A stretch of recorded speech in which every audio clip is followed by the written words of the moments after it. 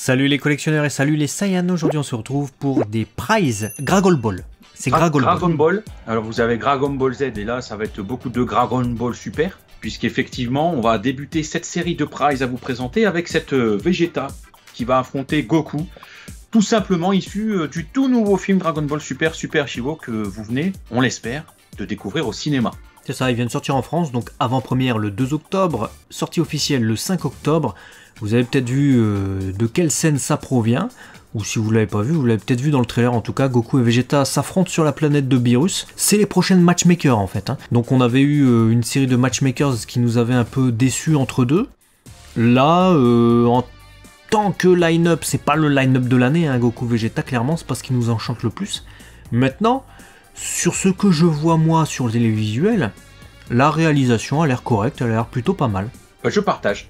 Je vais pas la faire plus longue sur ces deux-là, je partage. Je suis étonnamment, positivement étonné, on va dire, voilà, pour faire des jeux de mots, de me dire que j'apprécie plutôt ce petit duo qui, ma foi, ne sert à rien, n'apporte rien, mais qui jouit de quelque chose de sympa. Donc, écoute, faites, et en espérant que la qualité se dégrade pas à l'arrivée. Tout comme j'espère qu'on n'aura pas de down de qualité pour les deux G-Materia à venir, à commencer par ce Majin Boubou. Majin Boubou, bah on l'attendait, bah voilà, c'est Majin Buu du coup pur, qui fera son Kikora sa boule de ki pour détruire la Terre. Réalisation de Varrock, hein, comme d'habitude, qui sculpte les G-Materia. Des prizes magnifiques, hein, les G-Materia à chaque fois. Hein. Ouais, bah déjà ce Majin Buu est magnifique, le dernier Goran était ouf, même si on kiffait pas trop le melon.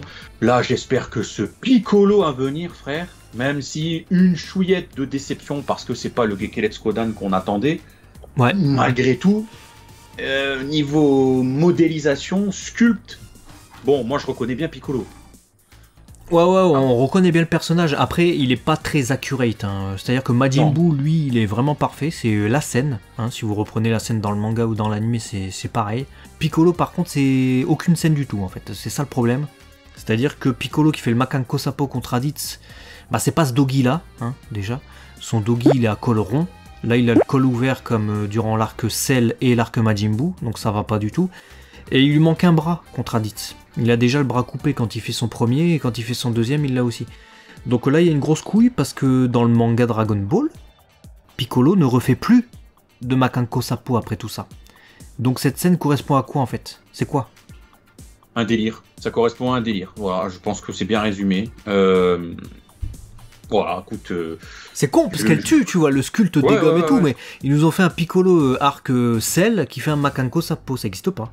Il n'y a pas. Non, ça n'existe pas. Ça n'existe pas. J'aurais bien aimé que ça existe peut-être, mais ça n'existe pas. Donc, voilà, décidez-vous. Jus d'orange ou brioche, faut choisir. Ou alors ils se sont dit, ouais, mais si, quand il lance son Kikora contre Cell, dans les fillers, quand ils essayent de retenir le Kamehameha avec le Kamehameha par fils et tout, quand ils attaquent et tout. Mais même, ça correspond pas, ils le tirent pas de cette manière-là. Donc, toi, si on prend que l'animé avec ses rajouts. Donc, non, ça correspond à rien du tout, en fait, c'est fort dommage. C'est fort dommage, ils nous ont niqué la scène du Makanko Sapo contre Raditz. Quitte à faire le Makanko Sapo, autant que ce soit le véritable, hein, celui qui est en mémoire de tous. Mais c'est pas le bon Dogi. Il a son deuxième bras, et, ça va pas, c'est dommage, hein, parce que Varrock c'est un putain de sculpteur, quoi. Ouais, c'est dommage, je comprends pas trop cette bêtise aussi, mais enfin bon. Et puis, bah, quitte à rester encore dans les G-Materia, on a du coup cette Végéto Super Saiyan.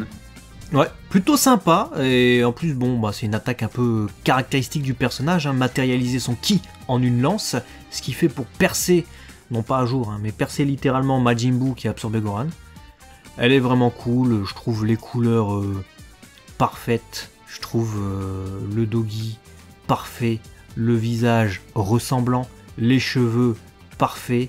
Il y a guère que le Kikora qui aurait pu être un peu plus ouf. Enfin, le Kikora, la lance d'énergie, mais sinon, j'attends. Là, pour le coup, j'attends. Ouais, G-Materia, à chaque fois, ils font un carnage. Vraiment, on le dit, on le répète, mais c'est une gamme qu'on apprécie fortement en ce moment, donc c'est cool. Ensuite, on aura du coup, on vous montre ces petites waffle figures. Voilà, vous allez avoir Gamma 1, Gamma 2, vous aurez Goran, Piccolo Kalajonis. Goku, Frieza, voilà, des petites figurines sympas, elles sont toutes petites, mais elles reprennent en fait les autocollants que vous avez dans les waffles, hein, qui sont des petits gaufres que vous achetez, ça coûte pas cher. Ils ont adapté ça en figurine, donc si tu kiffes, ça te fera plaisir. Bah surtout Voilà. qu'on n'a pas grand chose de Goran de l'ending sur le Shenlong, donc c'est vraiment sympa ça. Si on se posait la question de pourquoi on a Frieza et Goku dans cette série ainsi que le petit Goran, bah t'as donné la réponse, c'est parce que c'est par rapport au gaufre. Par contre il y a un illogisme, est-ce que tu l'as remarqué sur cette série? Il y a une couille qui n'a rien à voir avec le fait de mélanger les trucs, c'est qu'on a Goran, Ultimate Goran avec sa cape. Ça sort d'où ça? Ils nous l'ont fait pour l'illustration, d'accord, mais dans le film ça n'existe pas. Parce que Goran il enlève ses lunettes à partir du moment où il se transforme en Super Saiyan. Donc si c'était Goran normal, il aurait ses lunettes, nécessairement. Dans le film, il a ses lunettes chaque fois qu'il est forme normale. Et quand il est en Ultimate, bah il les a déjà retirées et il a plus sa cape. Donc je sais pas. Ils ont fait un délire fan service. Bon après bon, l'illustration des Waffles elle est sympa, mais. Ouais, elle est sympa. Écoute, elle est sympa, tout comme cette release, je crois. Je dis pas de conneries, je sais plus c'est la combienième fois de ce Gogeta Grandista, si je dis pas de conneries. Clear Eyes. Clear Eyes. Ah oui, c'est une Clear Eyes. Bah oui, forcément, elle est transparente. Donc oui. Trop de gamme. Je sais pas pourquoi elle ressort, je comprends pas. Ouais, je sais pas, elle ressortira du coup début d'année 2023. C'est bien pour les Européens qui n'ont pas eu la chance de l'avoir. Je dis pour les Européens parce qu'apparemment c'est une ré-release, mais surtout en Europe, je crois. On verra. Hein. Je sais pas trop à quoi m'attendre, donc ça sera la surprise évidemment. Ouais, la petite cerise sur le gâteau. Et puis après, il y a cette history box de Goku enfant qui nous montre des photos HD. La déception de ma mère. Ah ouais? Ah ouais. Elle est dégueulasse, je la trouve dégueulasse. Le Plastic Land, j'aime pas du tout. Si j'ai pas un repaint de qualité qui me gomme tous les défauts, je me dis ah ouais d'accord, parce que le sculpt, à la limite, ça va. Mais bon, je suis pas fan du tout, hein. Perso. Bah déjà qu'il avait les jambes trop courtes, là après j'imagine qu'il est surexposé, mais ce qui est malheureux c'est la peinture quoi. La peinture, même si on voit qu'il y a une tentative de broche sur les bras, j'ai l'impression, elle est trop... monobloc quoi, c'est uni et ça fait ressortir tout le plastique en fait. Ils n'ont pas réussi à gommer le plastique, ils ont fait l'inverse en fait. Ils ont fait comment on peut faire ressortir le plastique, Jean-Philippe, parce qu'on sent pas assez le pétrole là, j'ai l'impression avec cette figurine.